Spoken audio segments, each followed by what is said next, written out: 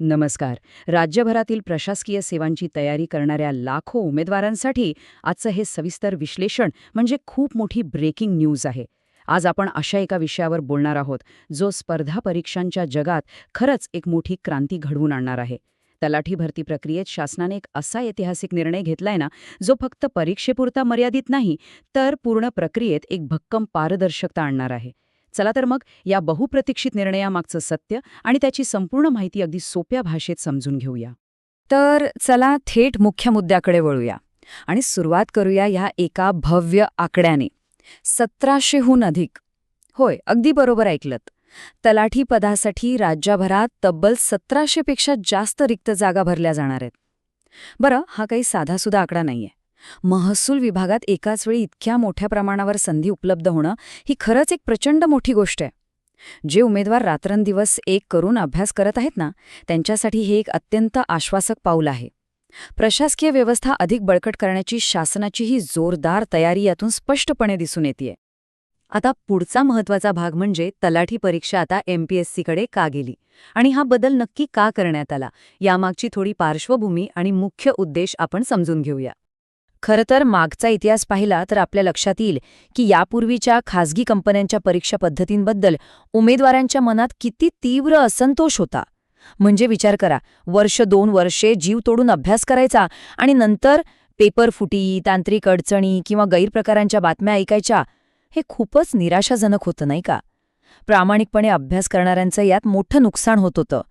पण आता चित्र बदलणार आहे, कारण ही जबाबदारी थेट महाराष्ट्र लोकसेवा आयोगाकडे म्हणजेच MPSCकडे आलीय. यामुळे आता एक अत्यंत विश्वासार्ह आणि घटनात्मक पारदर्शकता प्रस्थापित होईल. परीक्षा पद्धतीत पुन्हा एकदा विश्वास निर्माण व्हावा आणि प्रामाणिक उमेदवारांना न्याय मिळावा, हाच यामागचा सर्वात मोठा आणि प्रामाणिक उद्देश आहे. या धोरणात्मक निर्णयाचा आणखी एक सर्वात मोठा आणि थेट फायदा म्हणजे एकच एकत्रित प्रक्रिया. याआधी काय व्हायचं, वेगवेगळ्या जिल्ह्यांसाठी किंवा टप्प्याटप्प्याने विखुरलेल्या परीक्षा होत असत. यात उमेदवारांचा वेळ, पैसा आणि ऊर्जा सगळंच वाया जायचं. पण आता तसं होणार नाही.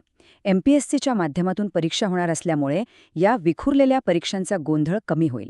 संपूर्ण राज्यासाठी एकच एकत्रित आणि पारदर्शक प्रक्रिया राबवली जाईल.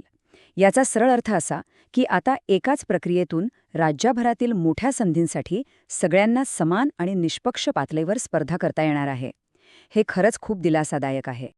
आता वळूया रिक्त पदे आणि पात्रता निकषांकडे.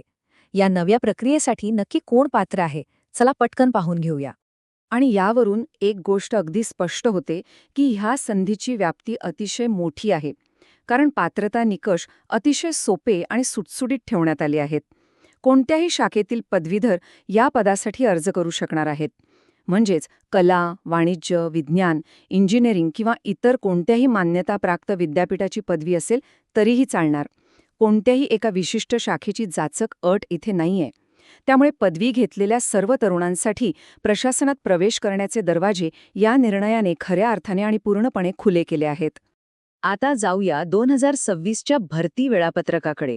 हा कृती आराखडा काय आहे आणि भविष्यातील निश्चित वेळापत्रक कसं असेल हे समजून घेणं अत्यंत गरजेचं आहे. तर इथला सर्वात महत्त्वाचा मुद्दा असा आहे की आपल्याला या 2 तारखा आणि महिने अगदी पक्के लक्षात ठेवायचे आहेत. सध्या प्रशासकीय पातळीवर हालचालींना प्रचंड वेग आलाय. पहिला महत्त्वाचा टप्पा आहे 8 मे 2026.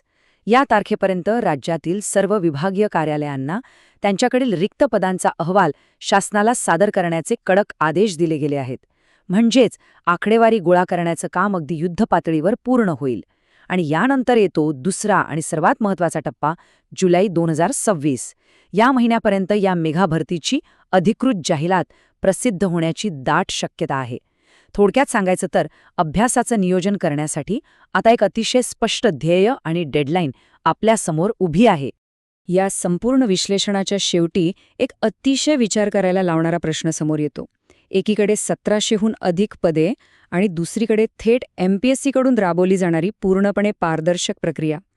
या दोनच गोष्टींमुळे राज्यभरातील लाखो उमेदवारांचा या परीक्षेतील सहभाग निश्चितच वाढणार आहे. मग विचार करा, 2026मध्ये होणाऱ्या या भरती प्रक्रियेतील स्पर्धा किती अभूतपूर्व आणि तीव्र असेल याची आपण फक्त कल्पनाच करू शकतो.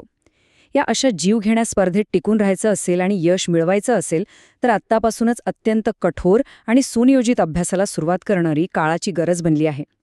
ही दिशादर्शक माहिती स्पर्धा परीक्षा देणाऱ्या प्रत्येक उमेदवारापर्यंत नक्की पोचायला हवी.